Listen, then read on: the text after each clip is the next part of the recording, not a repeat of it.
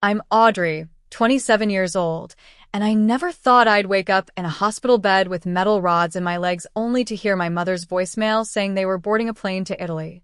The crash had left me broken, but nothing hurt worse than hearing her casual voice announce, "We're off to Rome with Ethan. Don't bother calling us while we're there." My own parents abandoned me when I needed them most, using my money for their dream vacation. What they didn't expect was that their Roman holiday would cost them everything they had. Before I share how I turned this betrayal around, let me know where you're watching from in the comments below. Hit that like button if you've ever had to teach family a hard lesson, and subscribe to hear how I canceled more than just their return flight. Growing up in suburban Chicago, my family seemed picture perfect from the outside. My father, Gerald, worked as a high school history teacher, my mother, Diane, ran a small bookkeeping business from home, and my younger brother, Ethan, was the star basketball player everyone adored.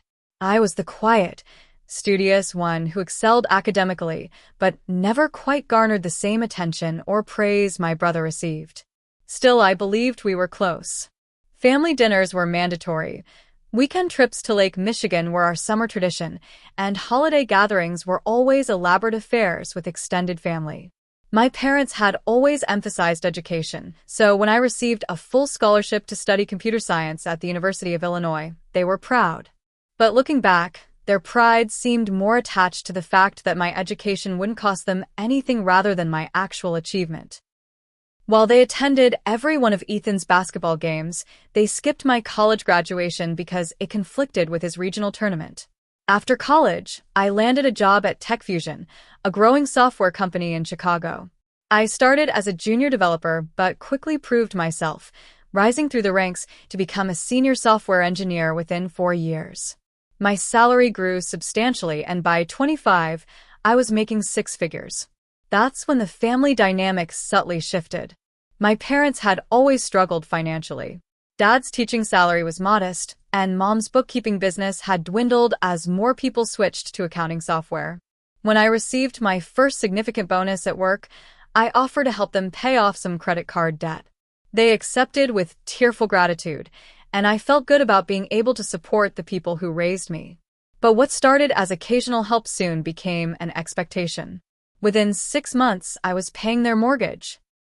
3 months after that, I was covering their car payments.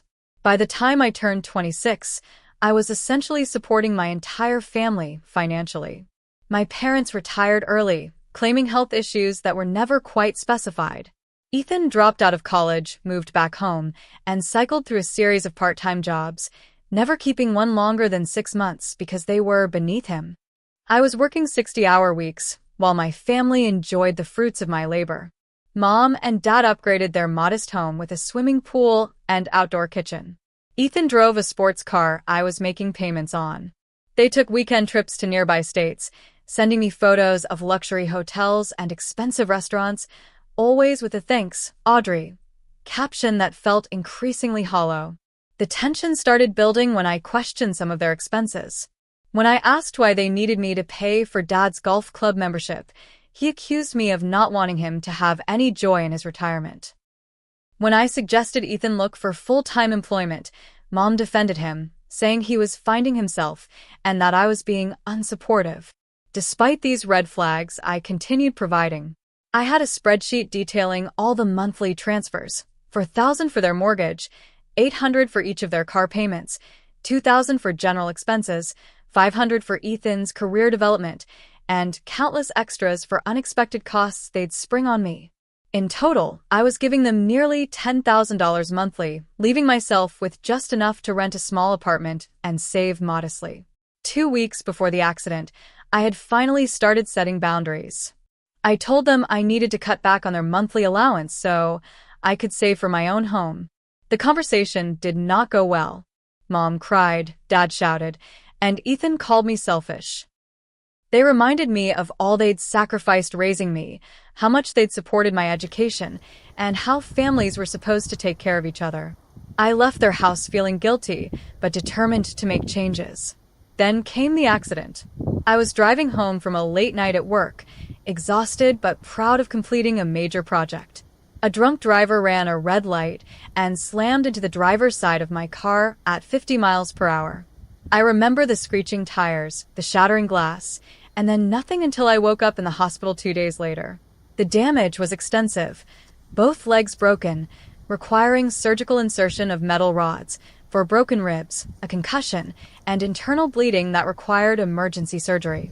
The doctors told me I was lucky to be alive, but that my recovery would be long and difficult. I would need multiple surgeries, months of hospital stay, and intensive rehabilitation. In those first groggy hours after regaining consciousness, my first thought was of my family. I asked the nurse to call them, certain they would rush to my side when they heard how serious the accident had been. She told me they had been notified immediately after my admission and had visited briefly while I was unconscious. They had left no message about returning. I tried calling them myself, but the calls went straight to voicemail. It wasn't until the next morning that I received the message that would change everything about our relationship forever. The hospital room was quiet except for the steady beeping of machines when my phone buzzed with a voicemail notification. I assumed it was work checking in, so I held the phone awkwardly with my less injured arm and pressed play, putting it on speaker since holding it to my ear was too painful. "Audrey, hi honey, it's Mom." My mother's voice sounded cheerful, almost giddy. "Dad and I just wanted to let you know we're at the airport about to board our flight to Rome. We've been planning this trip for months, and now that Ethan's between jobs again, we decided to bring him along too. The doctors said you'll be in the hospital for a while anyway, so there's really no point in us sitting around Chicago when we could be seeing the Coliseum, right?" I heard my father's voice in the background. "Tell her not to call us while we're there. International roaming is expensive." "Oh yes," my mother continued. "Gerald says don't bother calling us while we're in Rome. The roaming charges are ridiculous, and we'll be too busy sightseeing anyway. We'll be back in 3 weeks. The hospital has our email if there's an emergency." There was a pause, then laughter that I recognized as Ethan's. "Ethan says thanks for the spending money. Ciao, Bella." The message ended, and I lay there in shock, the pain medications doing nothing for the new type of agony spreading through my chest. They had gone to Italy? While I was lying in a hospital bed with broken bones and internal injuries. And they'd taken Ethan with them? When Dr. Monica Lewis came to check on me an hour later, she found me sobbing uncontrollably. The physical pain had become unbearable as I'd refused to press the morphine button, some part of me feeling I deserved to hurt. She immediately increased my medication and sat beside my bed, her kind eyes filled with concern. "Your family?" she asked quietly. I nodded, unable to speak through the tears. "I've been a trauma surgeon for 15 years, she said, her voice gentle but firm. "I've seen all kinds of family reactions to accidents. Some camp out in waiting rooms for weeks. Others can't handle seeing their loved ones in pain and visit sporadically. But I've never—" She stopped herself. "They've gone to Italy," I whispered. "On vacation. With my brother." Dr. Lewis's professional composure slipped for just a moment, her eyes widening in disbelief. "I'm so sorry, Audrey." Word spread quickly among the hospital staff. The nurses became extra attentive, often stopping by my room even when it wasn't time for medication or vitals checks. One nurse, named Riley Thomas, spent her lunch breaks sitting with me, making me laugh with hospital gossip and stories about her 3-legged rescue dog. My hospital roommate, Samantha Wilson, a 60-year-old woman recovering from gallbladder surgery, witnessed my breakdown when I first heard the voicemail. She became fiercely protective, telling off a young resident who questioned why no family members were present to discuss my care plan. "She has family," Samantha had snapped. Me. "Now explain the treatment options again, and use smaller words this time." I tried calling my parents again that evening, thinking perhaps there had been some misunderstanding. Again, straight to voicemail. I sent text messages that showed as delivered but received no response. I even tried Ethan, thinking my brother might at least check how I was doing. After 3 attempts, he finally replied, "Can't talk. On gondola in Venice. Mom says you'll be fine. Nurses will take care of you. That's their job." That night, unable to sleep despite the pain medication, I found myself scrolling through social media. That's when I saw it, a photo posted by my mother 3 weeks earlier of her, Dad, and Ethan holding printouts of Italian airline tickets with the caption, "Counting down to our Roman holiday. 21 days until we say arrivederci to Chicago." They had planned this trip weeks before my accident. The timing wasn't unfortunate coincidence. They had chosen to go despite knowing I was seriously injured. Digging deeper into their social media posts, I found more evidence of their deception. My mother had posted in a private family group about their summer splurge and how they need to ask Audrey for a little extra this month. There were jokes about Rome being expensive and Ethan needing shopping money for Italian fashion. The final blow came when I checked my credit card statements online and discovered a charge of $15,000 to a luxury travel agency dated just 2 days after my accident. They hadn't just abandoned me. They'd used my own money to do it. The days following the discovery were the darkest of my life. The physical pain of my injuries seemed to amplify the emotional agony of betrayal. Each painful physical therapy session became a dual battle against both my broken body and my broken heart. I would grit my teeth through excruciating exercises, tears streaming down my face, while the physical therapist, a gentle giant named Marcus, offered encouragement I didn't believe I deserved. "You're doing great, Audrey," he would say. "You're stronger than you know." But I didn't feel strong. I felt foolish and used. As I slowly regained mobility, memories of previous betrayals surfaced like buried shrapnel working its way out of a wound. I remembered my 16th birthday when my parents had promised a special dinner, only to cancel last minute because Ethan had an unexpected basketball scrimmage. I had sat alone in our house with a store-bought cake, opening my own presents. There was the college parents' weekend they'd skipped because it conflicted with my father's golf tournament. "You understand, right, honey? You've always been so independent," my mother had said. Then there was my appendectomy 3 years earlier. They had visited briefly in recovery but left within an hour, explaining they had tickets to a concert they'd been looking forward to for months. "It's just an appendix," my mother had said. "It's not like you're dying." Each memory brought fresh waves of pain as I realized my family's dismissive treatment wasn't new behavior brought on by the stress of my accident. It was their normal, and I had been making excuses for them for years. The hospital staff became my surrogate family. Riley, the nurse who had been spending her lunch breaks with me, started bringing me homemade meals, claiming the hospital food would delay my recovery. Dr. Lewis checked on me daily, even when I wasn't on her rounds. The night janitor, an elderly man named Walter, would pause his mopping to tell me about his grandchildren and bring me contraband cookies from the staff room. Samantha had been discharged, but she returned to visit twice a week, bringing magazines and audiobooks to help pass the time. "My daughter thinks I'm at bridge club," she confided with a wink. "But I'd rather be here with you. You remind me of her at your age, except she was never as tough as you." I didn't feel tough. I felt hollowed out, a shell going through the motions of recovery, while inside I was still that 16-year-old girl sitting alone with her birthday cake. Meanwhile, the financial strain was becoming unbearable. My health insurance covered most of the medical expenses, but not all. The deductibles and copays were mounting, and I was still automatically transferring money to my parents' accounts each month because I hadn't had the emotional energy to stop the payments. And then there were the social media posts. My family was documenting every moment of their Italian adventure. Photos of my father and brother eating gelato by the Trevi Fountain. My mother posing in new designer sunglasses outside boutiques on the Via Condotti. Ethan in a new leather jacket, standing beside a rented Vespa. All with captions like "Living la dolce vita" and "When in Rome," without a single mention of me or my condition. The turning point came 3 weeks into my hospital stay, during a particularly brutal night when the pain medication wasn't quite cutting through. I lay awake at 3 in the morning, scrolling through yet another album of my family's vacation photos, when I came across one that broke me completely. My mother, father, and brother dining at an exclusive rooftop restaurant overlooking the Roman Forum, all raising champagne glasses in a toast. The caption read, "To freedom and new beginnings." I threw my phone across the room, where it hit the wall and clattered to the floor, screen shattered like my illusions about my family. The night nurse rushed in, alarmed by the noise. She found me sobbing, my entire body shaking with the force of the grief and rage finally breaking through. "They don't love me," I choked out between sobs. "They never did." The nurse, an older woman named Patricia, simply sat on the edge of my bed and held my hand, letting me cry until there were no tears left.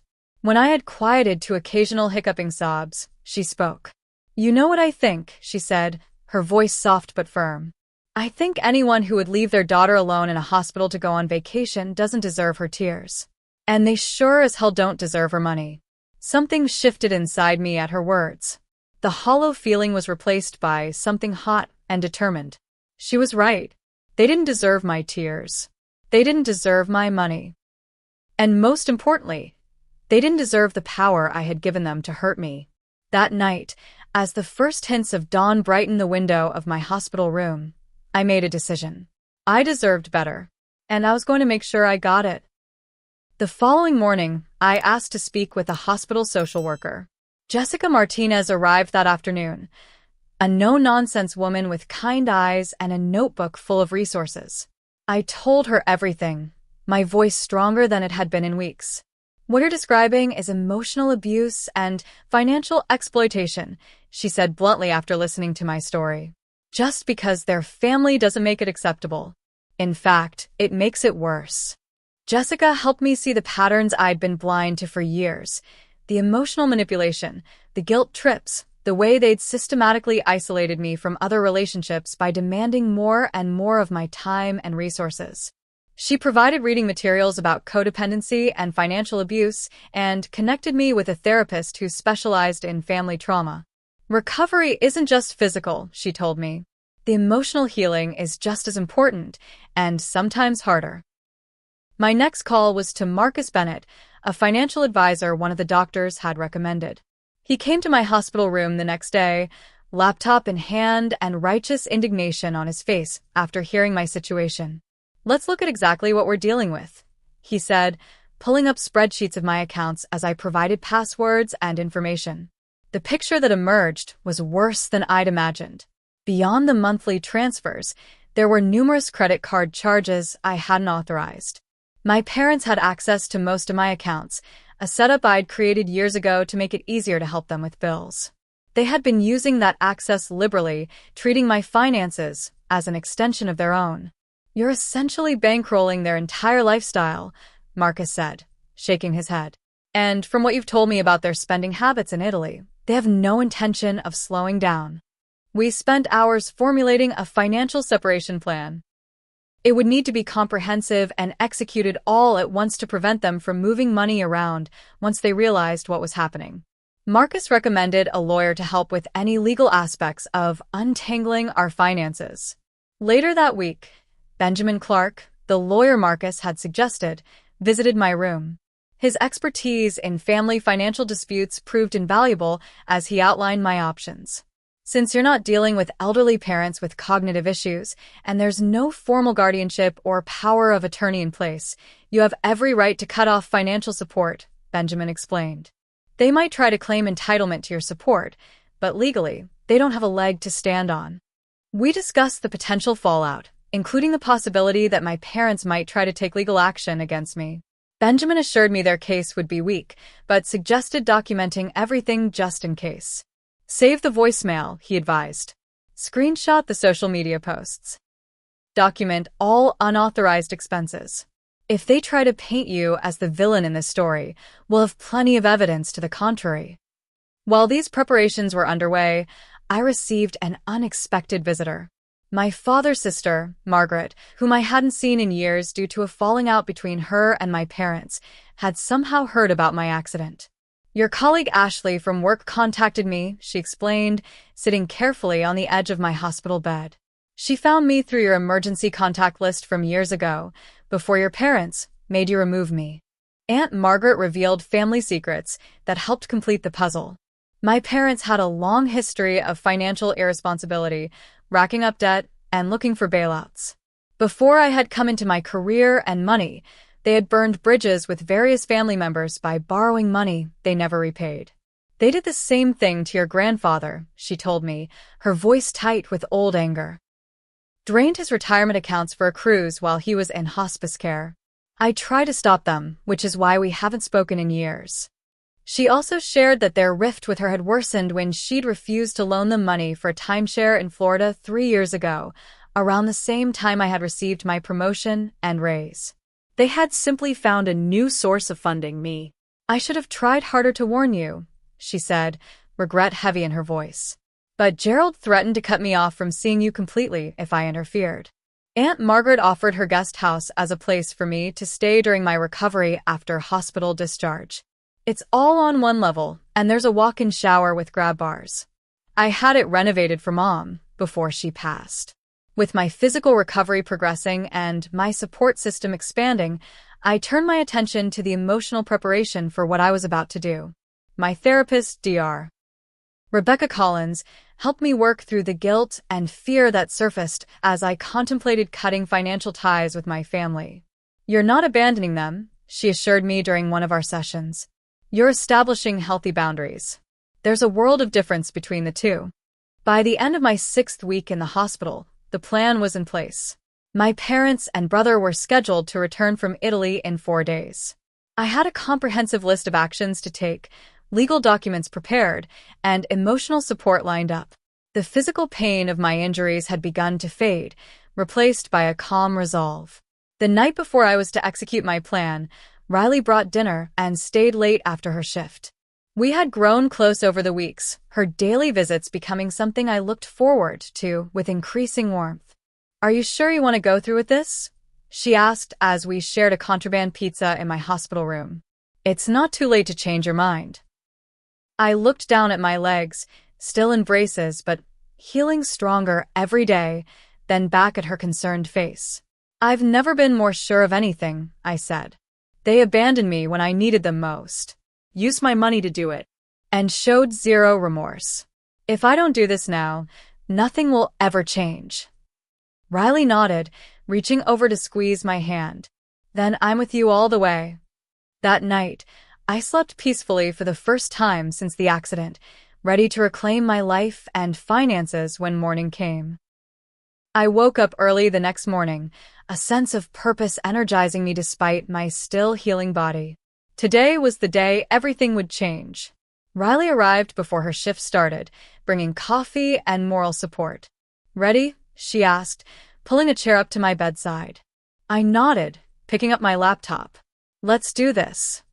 We started with the banking. Following Marcus's detailed instructions, I removed my parents as authorized users from all my accounts and changed every password. I canceled the automatic transfers that had been feeding money into their checking account each month. I moved the bulk of my savings to a new account at a different bank entirely, one they had no relationship with. Next came the credit cards. I called each company, reported the cards as compromised, and requested new cards be issued with new numbers. For the card that my parents and Ethan had taken to Italy, I specifically reported the recent charges as unauthorized, starting a fraud investigation process. Benjamin had advised this approach since technically, I hadn't given permission for them to charge a luxury vacation while I was unconscious in the hospital. The credit card company's fraud department is going to contact them, I told Riley as I hung up from the last call. That might be how they first realized something's wrong. The most satisfying moment came next. Using the airline website and the confirmation number I'd found in my email, I logged into the booking for their return flight from Rome to Chicago. My father had apparently used my email for the reservation while using my credit card. With a few clicks, I canceled their return tickets, receiving a partial credit to my account. They're going to be stranded in Italy? Riley asked, eyes wide. Only temporarily, I replied. They have their own credit cards. They'll just have to use their own money to get home for once. Next, we tackled the physical items. I had been paying for both my parents' car and Ethan's sports car. I called the leasing company and informed them I would no longer be making payments on vehicles that weren't in my possession. I arranged to have Ethan's car picked up from the airport long-term parking where he'd left it. The mortgage was trickier. My name wasn't on their house, so I couldn't do anything about the property itself. But I could and did stop the payments I'd been making. I also contacted their utility companies and removed my credit cards as payment methods. One by one, We went down the list, systematically dismantling the financial support structure I'd built for my family over the years. Cell phone plans, streaming services, club memberships, insurance policies, internet and cable bills. Everything I had been paying for, I either canceled or removed myself from financial responsibility. By midday, we had completed most of the financial separation plan. I felt lighter with each tie cut, as if I was physically removing weights that had been dragging me down. "What about their stuff?" Riley asked as we broke for lunch. "Is there anything of yours at their house you want back?" I thought about the jewelry my grandmother had left me, which my mother had borrowed years ago. There were also important documents and keepsakes in my old bedroom that I didn't want to lose access to. "There is, but I can't exactly go over there in my condition," I said, gesturing to my still braced legs. Riley grinned. "What if you had help? I'm off tomorrow, and my brother has a truck." The next day, while my family was still enjoying their final days in Italy, completely unaware of what awaited them at home, Riley and her brother Danny helped me execute the last phase of my plan. The hospital granted me a day pass, and with a portable wheelchair and a lot of careful maneuvering, we made our way to my parents' house. I still had a key, and the security code hadn't changed in years. We entered legally, with the specific purpose of retrieving only my personal belongings. Benjamin had provided clear guidelines on what I could legally take to avoid any accusations of theft. We gathered my documents first: birth certificate, social security card, old passports, tax returns. Then we collected my personal mementos, photo albums from my childhood, academic awards my parents had never bothered to display, gifts from friends they had dismissed as clutter. In my mother's jewelry box, I found my grandmother's pieces, including the pearl necklace she had worn on her wedding day and had specifically left to me in her will. My mother had claimed these as her own years ago, and seeing them again brought both anger and relief. "She wore this to a charity gala last year," I told Riley as I carefully placed the necklace in a small pouch. Posted pictures of it on social media talking about family heirlooms as if she hadn't taken it from me. In my father's office, I found financial documents that confirmed what Aunt Margaret had told me: years of mismanagement, loans from family members, even a second mortgage on the house I hadn't known about. It explained why they had been so desperate for my financial support despite living in a nice home and driving luxury cars. Their entire lifestyle had been built on debt, and more recently my income. The most surprising discovery came in Ethan's room. In his desk drawer, I found a business card for a real estate agent specializing in retirement properties in Florida, along with brochures for several communities. Paperclipped to these was a handwritten budget outlining how much they would need from Audrey each month to afford the move. They had been planning to ask me to fund their early retirement to Florida, while leaving me to pay off their existing mortgage. As we loaded the last of my belongings into Danny's truck, I took one final look at the house where I'd grown up. It held some good memories, buried beneath the more recent pain. But it no longer felt like home. Home was somewhere I had yet to find, but I knew now it would be built on my terms, with people who truly cared about me. Back at the hospital, Riley and Danny helped me organize my recovered possessions. Aunt Margaret came by later that evening to take the most valuable items for safekeeping until I was discharged. "You've done the right thing," she assured me, her eyes bright with unshed tears. "It will be hard when they return, but remember you're not alone anymore." The final piece of my plan was creating a new support system. I reached out to colleagues I'd lost touch with due to my family's constant demands on my time. I reconnected with old friends from college. I accepted dinner invitations and made plans for after my recovery. I was rebuilding my life, piece by piece, with people who chose to be there for me. As I fell asleep that night, I felt not just physically stronger, but emotionally fortified as well. Whatever storm was coming when my family returned, I was ready to weather it. For the first time in years, I was standing up for myself instead of supporting everyone else. And it felt right. The storm broke 3 days later, earlier than expected. My phone exploded with notifications around 2 in the morning.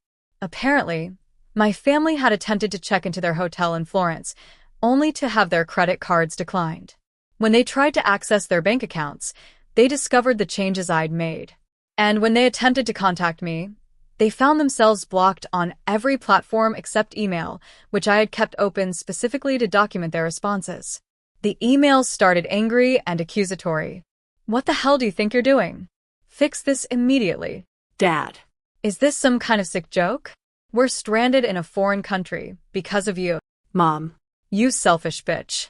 I'm stuck in Italy with no money because of you." Ethan. As the night progressed and they presumably realized the extent of the financial changes I'd made, the tone shifted to manipulation. "Honey, if this is about us taking a vacation while you're in the hospital, we can talk about it when we get home. But right now, we need you to put the credit cards back so we can book our flights." Mom. "Audrey, I don't know what's gotten into you, but this isn't how family treats each other. Your mother is very upset and you know her blood pressure issues. Please fix this now." Dad. By morning they had moved to threats. "If you don't fix this right now, don't expect to be welcome in this family anymore." Dad. "I'm contacting a lawyer as soon as we get back. What you're doing is illegal." Mom. "You'll regret this, I promise." Ethan.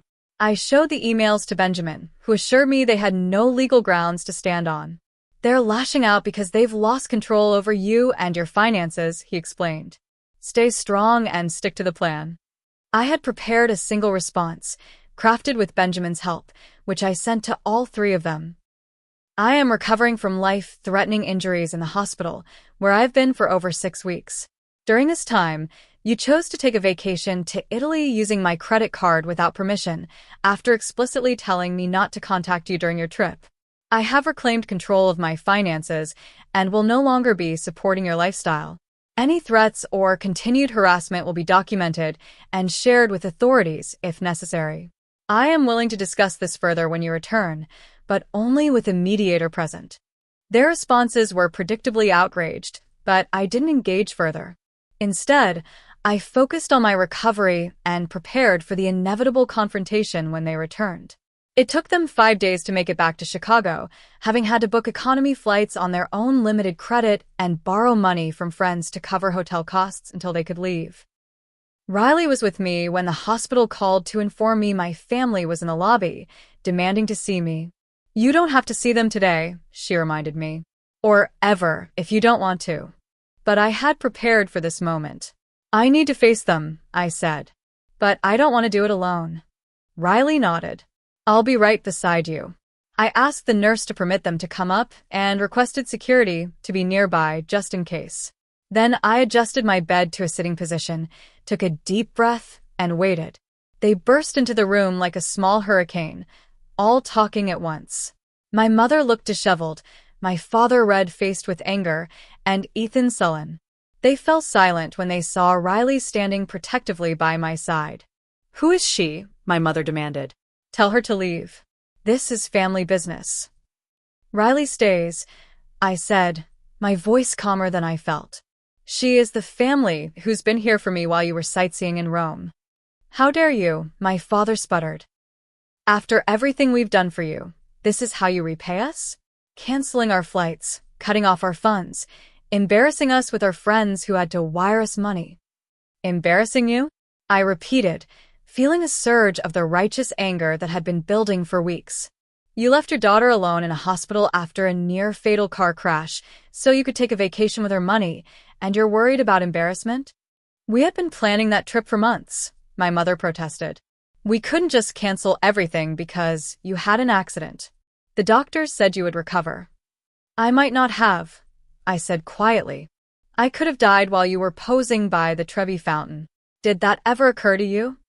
A flicker of something like shame crossed my mother's face, quickly replaced by defensive anger. "You're being dramatic. You were never in danger of dying." "Actually, she was," Riley interjected, her professional nurse voice in full effect. "Audrey had internal bleeding and required emergency surgery. There were complications. The doctors discussed the possibility of putting her in a medically induced coma at one point. Where were you when they needed family to consult about her care?" "Oh, right, eating gelato in Venice." My family looked momentarily stunned, but Ethan quickly recovered. "This isn't about the accident," he sneered. This is about money. You've always been selfish with your success. God forbid you share a little with the people who raised you. Share? I laughed, but there was no humor in it. Ethan, I've been paying for everything. Your car. Your career development funds that you spend on video games and bar tabs. The roof over your head. The food you eat. I haven't been sharing. I've been supporting all of you entirely. We're your parents, my father said, as if that explained everything. Of course you should support us in our retirement.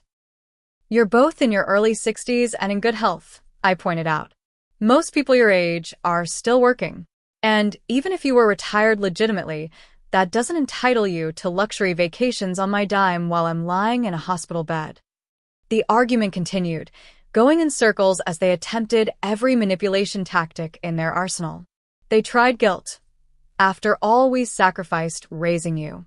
They tried gaslighting. You're remembering things wrong. We've always supported you. They tried threats. You'll never see us again if you don't fix this. They even tried faux concern. We're worried about your mental state. Perhaps the head injury affected your judgment. Through it all, I remained calm, Riley's steady presence beside me a reminder that I wasn't alone anymore. Eventually, when it became clear their tactics weren't working, my father switched to negotiation. Fine. We shouldn't have gone to Italy while you were in the hospital. We admit that was inconsiderate, he conceded. But you can't just cut us off completely. We have bills due next week. I'm not cutting you off from a small allowance or extra spending money, I explained. I've been paying for your entire lives. More than $10,000 a month every month for years. That stops now. The color drained from my mother's face. But the mortgage, the cars. You'll need to downsize, I said. Sell the house. Get jobs. Live within your actual means, like everyone else does. Jobs, my father exploded. At our age? This is ridiculous.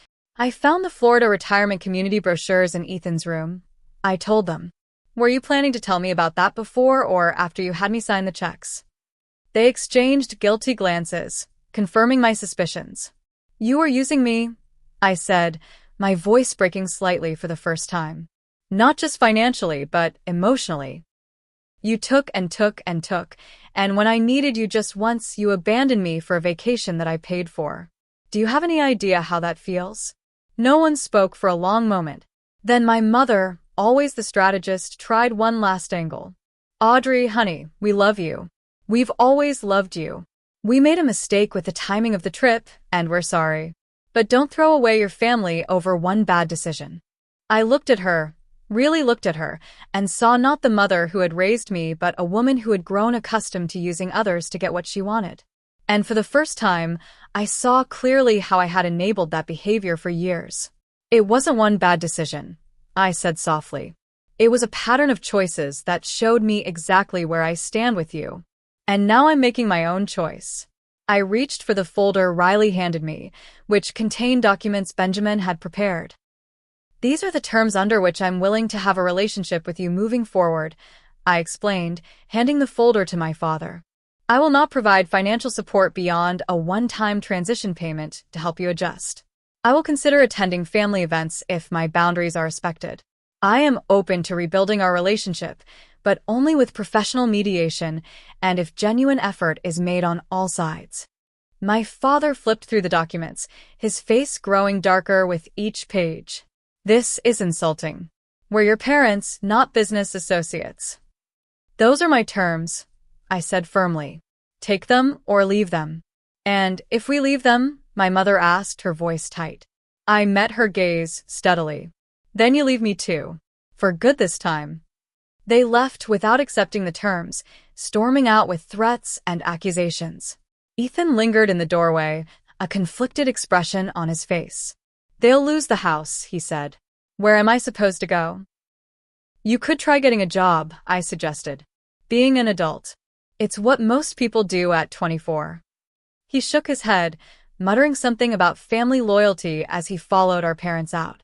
When they were gone, I collapsed back against the pillows, emotionally drained but strangely peaceful. Riley took my hand. You did it, she said proudly. How do you feel? I considered the question carefully. Sad, I admitted, but also free. The months that followed were challenging but transformative. My physical recovery progressed steadily, with small victories that felt monumental. The first time I stood with the support of parallel bars. The day I took 3 steps with a walker. The morning I managed to shower without assistance. Each achievement marked not just physical healing but emotional strengthening as well. The situation with my family evolved in unexpected ways. As predicted, they had to sell the house, unable to make the mortgage payments without my support. My father, after weeks of angry emails and one particularly nasty voicemail about ungrateful children, eventually found a job teaching history at a community college. My mother, facing financial reality for perhaps the first time in her adult life, started working part-time at a local bookstore. Ethan's response surprised me the most. After couch surfing with friends for a month, he showed up at the rehabilitation facility where I had been transferred, awkward and defensive, but present. "I still think you're wrong about Mom and Dad," he said, shifting uncomfortably in the visitor's chair. "But what they said about you in the car after we left the hospital, it wasn't right." It was the closest thing to an apology I expected from him, and I accepted it as such.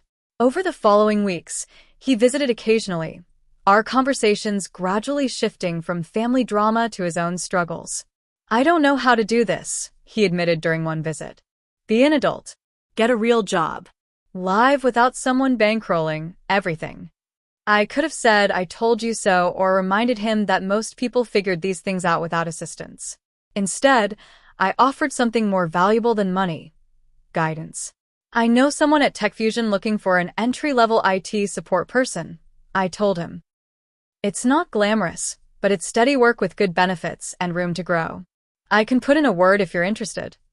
He accepted, and to my surprise, took the opportunity seriously. It wasn't an instant transformation, but seeing him proudly show me his first real paycheck months later suggested a positive change was underway. My parents were slower to come around. There were attempts at manipulation, guilt trips disguised as reconciliation efforts, and occasional financial emergencies that always seemed to require my immediate assistance. Each time, I maintained my boundaries, referring them to the terms I had set out. 6 months after the confrontation in my hospital room, they finally agreed to meet with a family therapist. The sessions were difficult, with old wounds reopened and painful truths acknowledged. Progress was slow and nonlinear, with setbacks and breakthroughs occurring unpredictably. Healing isn't about forgetting or pretending the hurt never happened. Dr. Fiona Marshall, our therapist, explained during one particularly tense session. It's about acknowledging the pain, understanding its source, and choosing a path forward with clear boundaries and realistic expectations. As my physical rehabilitation continued, I found unexpected healing in helping others.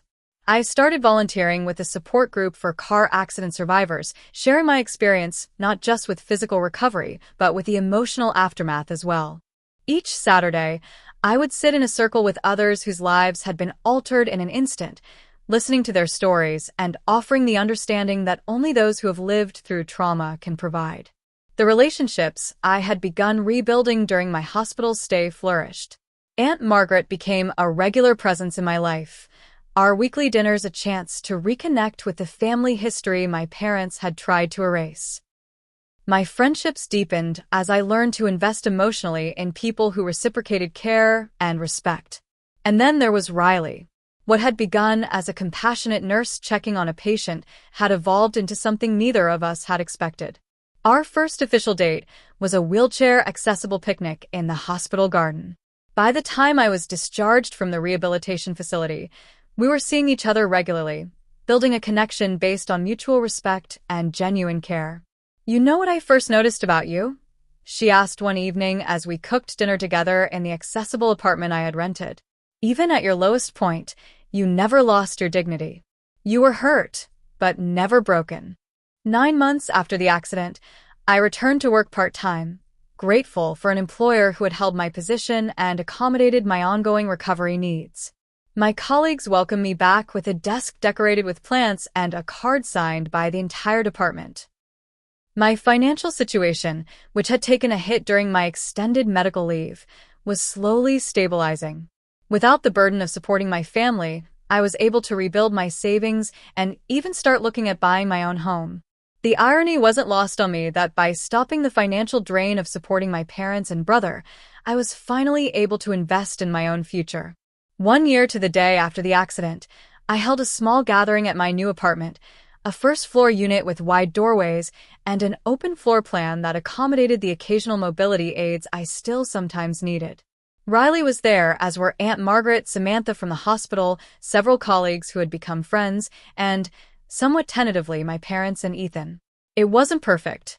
The conversations sometimes stilted, old tensions occasionally rising to the surface. But it was real, a new kind of family dynamic built on honesty rather than exploitation. As we shared a meal together, I looked around at the faces of people who had chosen to be there, who had supported me through the darkest period of my life, and I felt a sense of peace I hadn't known was possible a year earlier. Later that night, after everyone had left except Riley, I stood by the window looking out at the city lights. "Penny, for your thoughts?" she asked, coming to stand beside me. "I was just thinking about how sometimes the worst thing that happens to you can lead to the best changes," I said. "If I hadn't had that accident, if my family hadn't abandoned me when I needed them most, I might never have found the strength to break the cycle.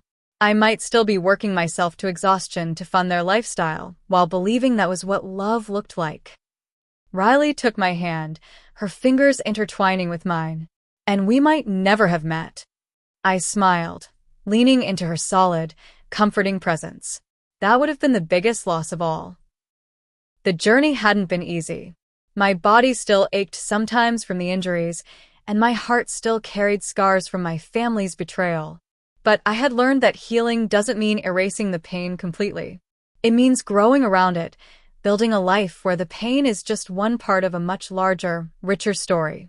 If you've ever had to rebuild your life after betrayal or set boundaries with family who took you for granted, I'd love to hear your story in the comments.